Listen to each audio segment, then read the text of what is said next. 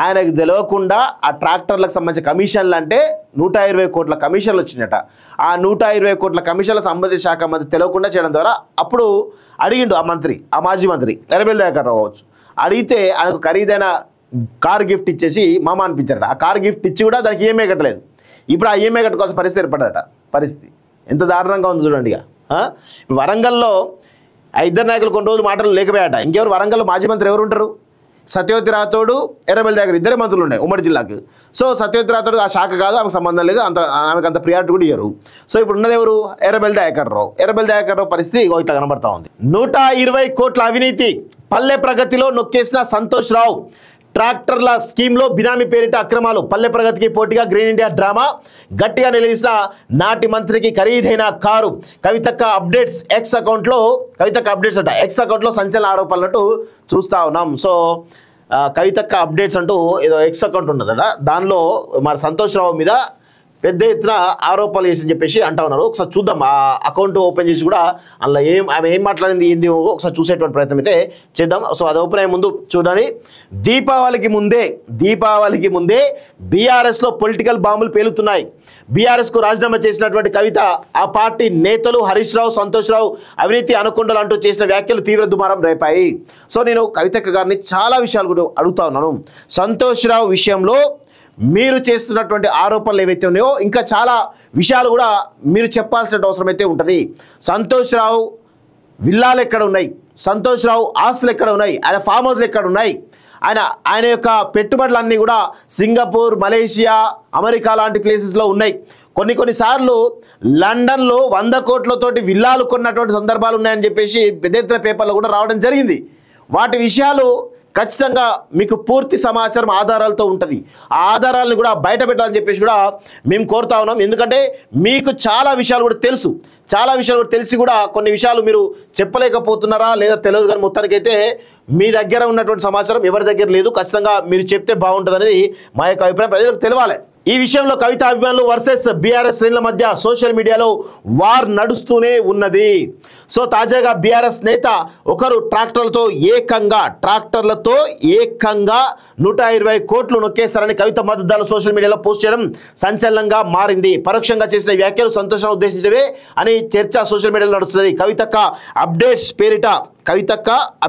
పేరిట ఎక్స్లో రన్ అవుతున్నటువంటి ఖాతాలో ఆరోపణలు వెలుగు చూశాయి. బెంగళూరు టు వరికోల్ వయా హ్యాపీరావట. బెంగళూరు టు వరికోల్ హరీష్ రావు, సంతోష్ రావు తమ కుటుంబాన్ని విచ్ఛిన్నం చేసే ప్రయత్నాలు చేస్తున్నారని ఇటీవల కవిత ఆరోపించారు. అంతేకాకుండా కేసీఆర్ హరితహారం పేరుతో కార్యక్రమం చేస్తే దాన్ని గ్రీన్ ఇండియా ఛాలెంజ్ పేరుతో సంతోష్ రావు హైజాక్ చేశారని ఘాట్ వ్యాఖ్యలు చేసిన సంగతి తెలిసిందే.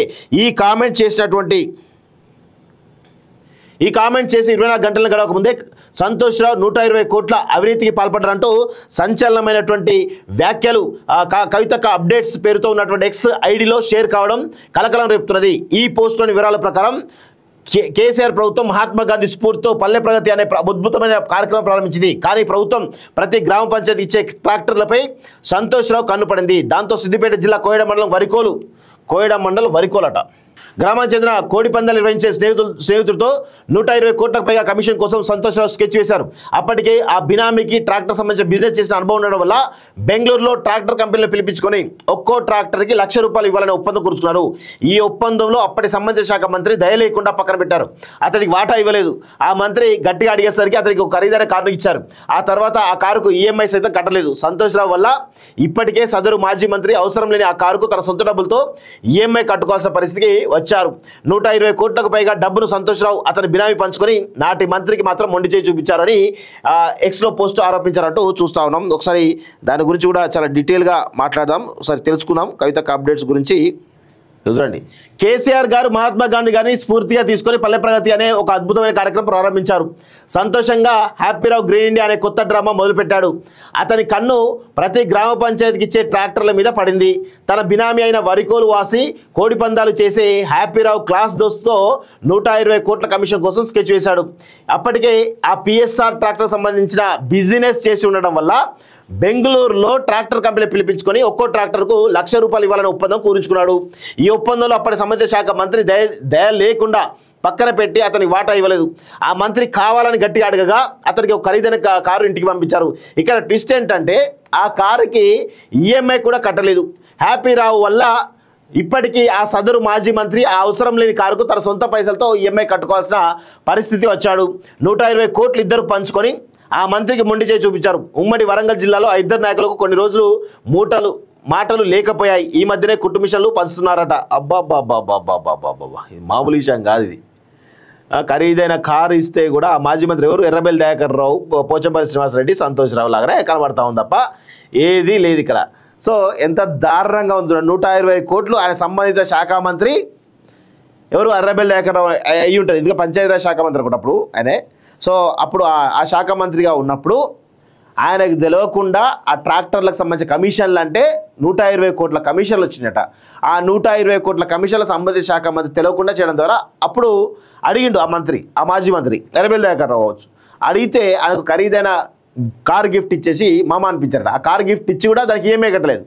ఇప్పుడు ఆ ఈఎంఐ కట్టుకోవాల్సిన పరిస్థితి ఏర్పడట. పరిస్థితి ఎంత దారుణంగా ఉంది చూడండి. ఇక వరంగల్లో ఆ ఇద్దరు నాయకులు కొన్ని రోజులు మాటలు లేకపోయాట. ఇంకెవరు వరంగల్లో మాజీ మంత్రి ఎవరు ఉంటారు? సత్యవతి రాథోడు, ఎర్రబెల్లి దయాకర్ ఇద్దరే మంత్రులు ఉన్నాయి ఉమ్మడి జిల్లాకు. సో సత్యవతి రాథోడు ఆ శాఖ కాదు, ఆమెకు సంబంధం లేదు, ఆమెకు అంత ప్రియారిటీ కూడా ఇయ్యరు. సో ఇప్పుడు ఉన్నది ఎవరు? ఎర్రబెల్లి దయాకర్ రావు పరిస్థితి ఇట్లా కనబడతా ఉంది పరిస్థితి. సో ఎంత దారుణంగా ఉందో ఒక్కసారి చూడండి క్లియర్గా.